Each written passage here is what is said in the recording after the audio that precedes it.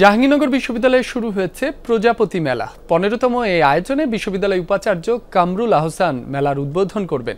সেখান থেকে সরাসরি যুক্ত হচ্ছেন সহকর্মী মাহফুজ নিপু। নিপু, আয়োজনে কেমন দেখছেন, উপস্থিতি কেমন, সার্বিক পরিস্থিতি জানাবেন?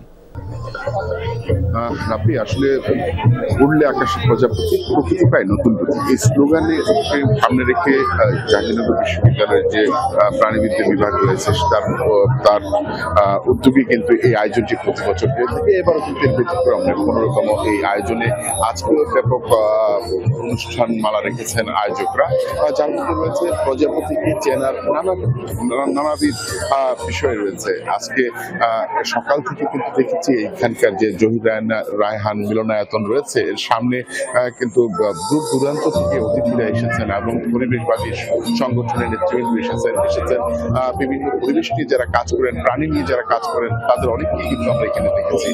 শুধু তাই নয়, এবং একেবারে বিভিন্ন কোমলমতি শিক্ষার্থী থেকে শুরু করে সাধারণ দর্শনার্থী কিন্তু এখানে আমরা দেখেছি তারা প্রকৃতিকে জানতে, প্রজাপতিকে জানতে তারা কিন্তু এখানে এসেছেন। কিছুক্ষণের মধ্যেই কিন্তু এই যে মেলা, এই মেলার কিন্তু আনুষ্ঠানিক উদ্বোধন করবেন বিশ্ববিদ্যালয়ের যিনি উপাচার্য রয়েছেন কামরুল আহসান, এই মেলাটির উদ্বোধন করবেন। এই জন্য কিন্তু এখন কিন্তু সব ধরনের প্রস্তুতি সম্পন্ন রয়েছে।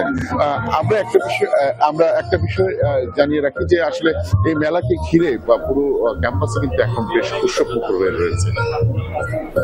নিপু, আপনাকে ধন্যবাদ।